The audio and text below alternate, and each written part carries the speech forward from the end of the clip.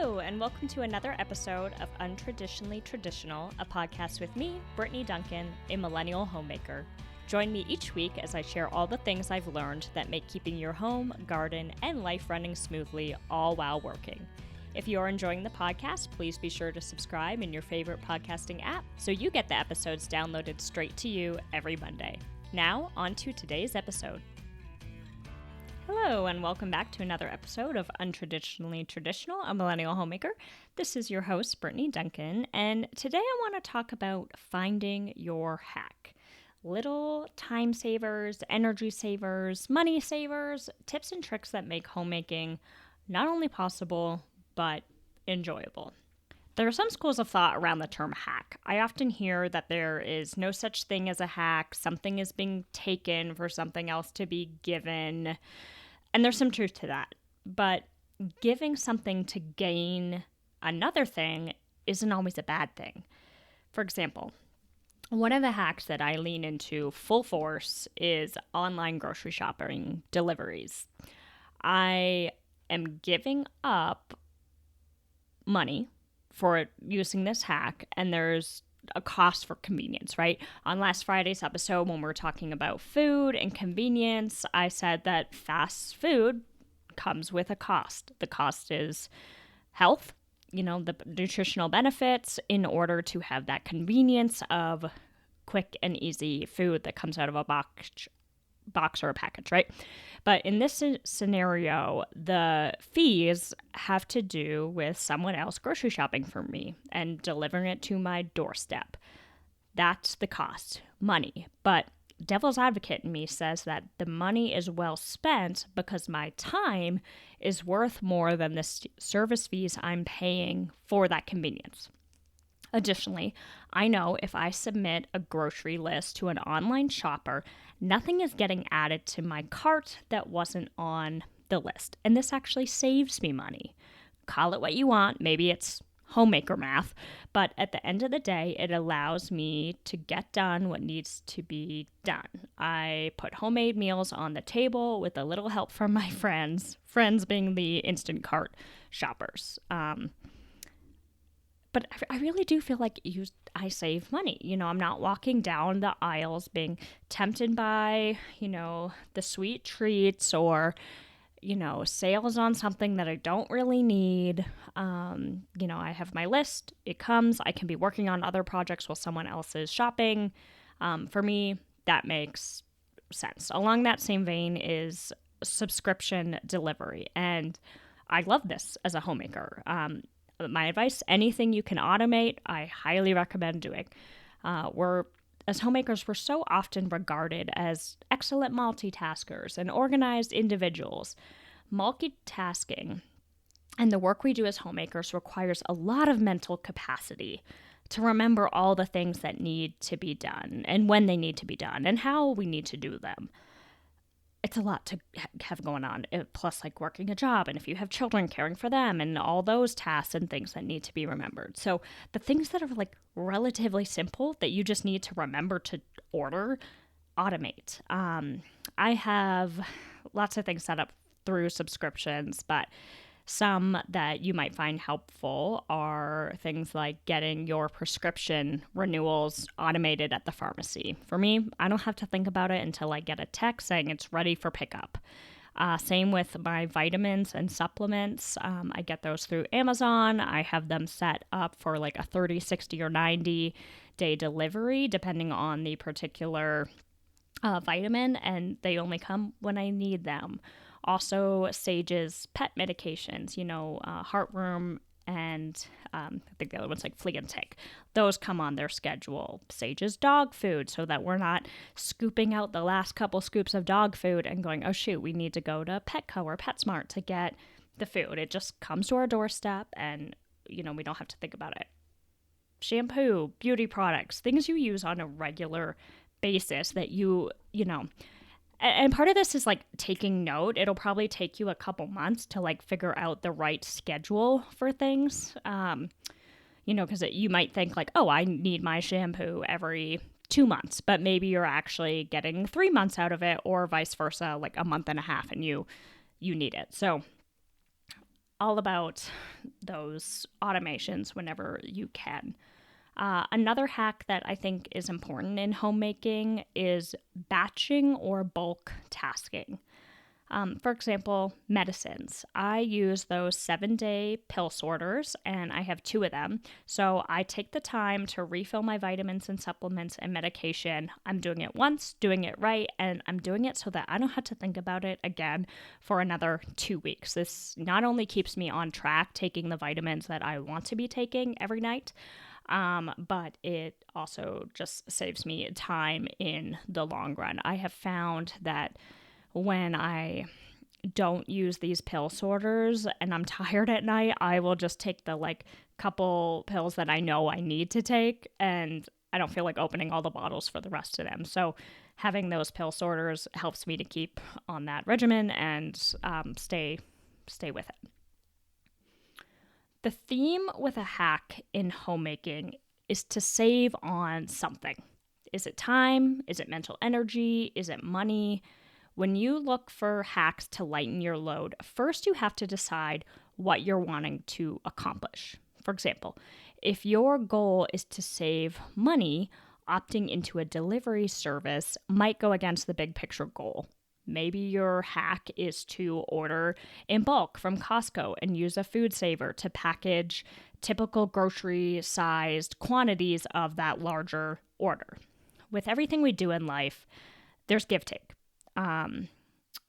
Say with our Costco example, you are giving mental energy to figuring out what the item is that you need, how much of the item, how to plan to package it and store it, and ultimately what that cost savings is going to be. You're giving time because there's a lot of work that goes into breaking down and storing food. And this is where the scale of homemaking hacks comes into play. How much is your time worth? How much is your energy worth? It may be worth paying a grocery service fee if you want to make money working during that hour that it would take you to grocery shop. That's my boat. I have a lot of things that I need to get done. For me, it's more productive to pay the fee and have somebody else gather the groceries for me than it is for me to drive to the store and do it myself. But maybe it's also that you want to spend those hours after work with your family rather than grocery shopping. That's totally fair too. So I'd say with any of these hacks, figure out what your drivers are. In this modern world we're in, there's so much thrown at us all the time. Do this because it saves time. Do this because it's cheaper. Do this XYZ because I said so.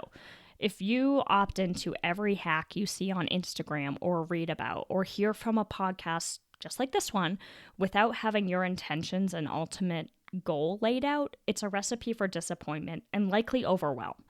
But once you have your goal laid out, it's a lot easier to find hacks that will be helpful to you.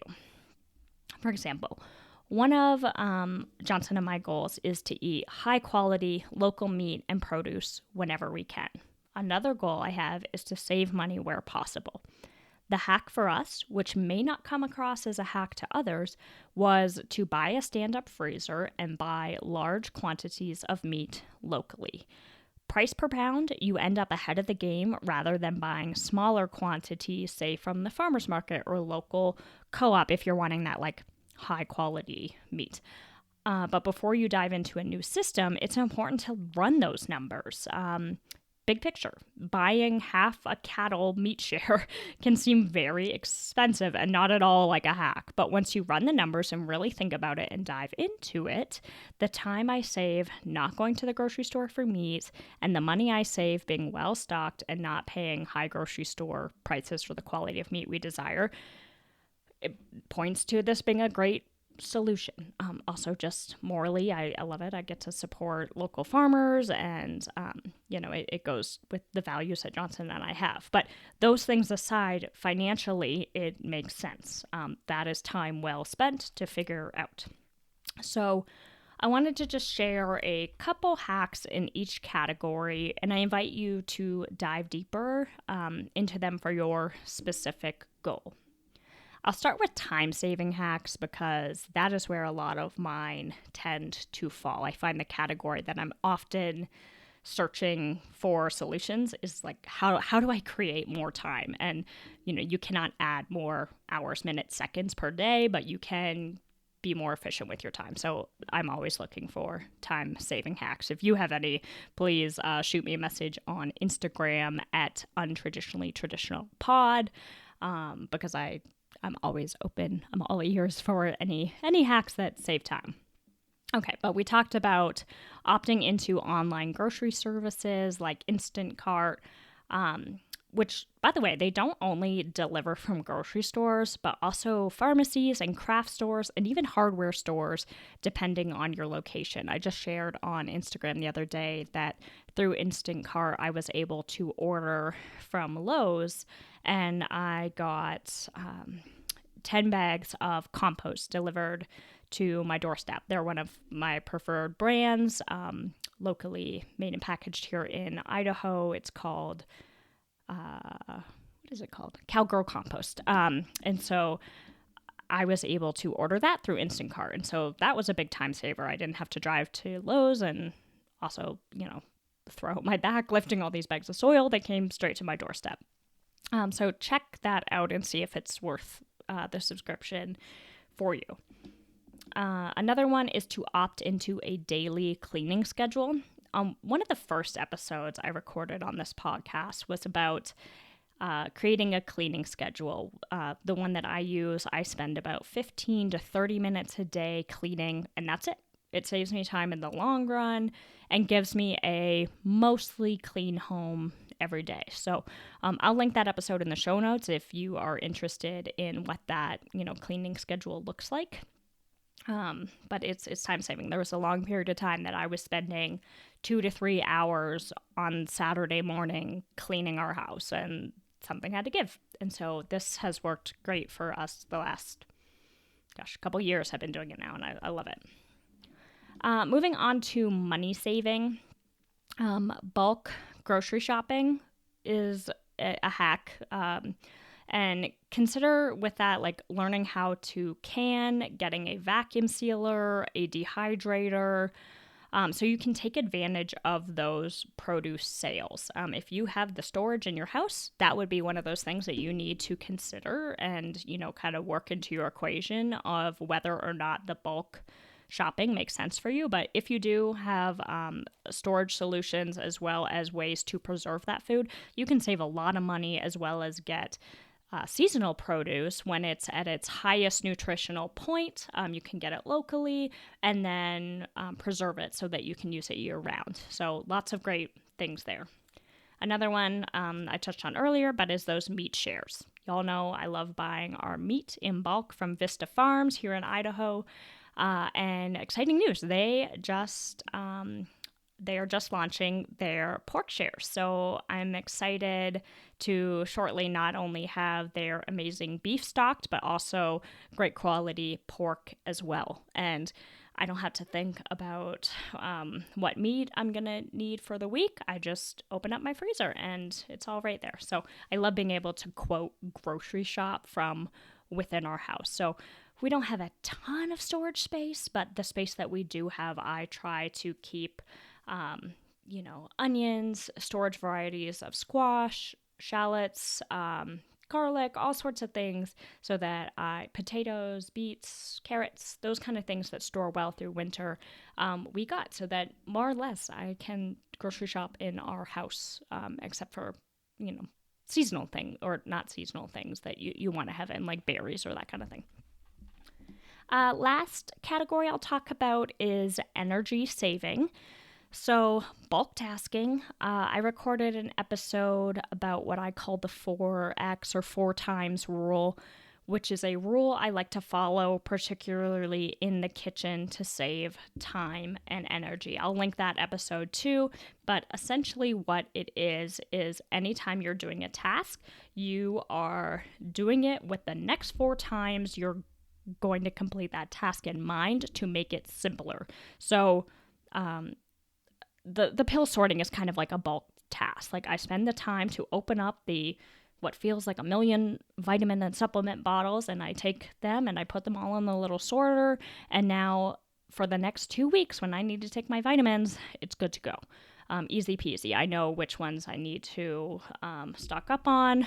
I made that schedule, and now it's all automated through the through Amazon subscription. So that can be really helpful. Another energy saving hack that I found is scheduling blank time. Blocking out your calendar for chunks of time is critical to those that need to protect their energy. And I'm one of those kind of people. I feel like I have a lot of energy. I pack a lot in, but I do have to have some kind of balance, particularly when it comes to my social energy. And that can be through work or outside of work. So for my job, my 9 to 5, I limit my meeting slots at work. I put a max number of social events that Johnson and I participate in a week or month. And there's times that like Johnson will go to something and I won't. And that's just to protect my mental energy. And something with that, like if you have like FOMO or fear of missing out, remember that it's always easier to fill time on your calendar than it is to free it up. You can ask a friend for an impromptu coffee or dinner date if you left that blank space, and then all of a sudden you're feeling like, I would like to do something social. I'd love to get together with a friend. But it is a lot harder to scrounge up energy when you're depleted. I find that so difficult. So I like to have those blank spaces and fill them kind of impromptu. I mean, obviously I schedule things, but I limit it. If I don't look at my calendar as a whole, and I've gotten to this bad habit where I'll just look at the particular day someone is asking me to do something and be like, oh yeah, I'm free that night. And before you know it, you have something every single night of the week. That's not ideal. So I'd say like look at your schedule, big picture, schedule that blank time, block out your calendar, and then make sure that you're fitting in time for different categories of your energy. So some of it might be like physical fitness. Some of it might be like downtime, just pure relaxation, zoning out. You might have creative time. That's an important thing for me is my gardening time, or I call it like putzing around the house, where I'll just, take a corner of the house and kind of zhuzh it up with, maybe moving some things that are on a side table or just decorating it a little bit differently. That having those like creative spaces is really important for me. And then like your social time, your work time, just block those kind of calendars and start paying attention to what brings me to feeling overwhelmed. Is it if I don't have enough like quote alone time, what do I like to do in that alone time? Like I found that for me, I have to have that creative time. If nothing else, like that is the most important thing to me, where I can tell as soon as I'm starting to get, kind of overwhelmed and exhausted. If I look back on my calendar, like sure enough, it's that I have done like nothing creative in the past like several weeks. So once you recognize those things, it's a lot easier to protect yourself. So I hope this is helpful. Let me know what some of your hacks are. I'd be happy to share them on Instagram so that other people can benefit from them. Again, you can message me at untraditionallytraditionalpod on Instagram. And I will be back here on Friday with a new episode for y'all. Thank you for listening to this episode of Untraditionally Traditional. If you enjoyed the podcast, please share it with those special people who would love it too, and write a review. For more tips and photos of my home and garden, follow Untraditionally Traditional Pod on Instagram. Until next week, let's continue to make our homes places of joy and service to ourselves and those we share them with.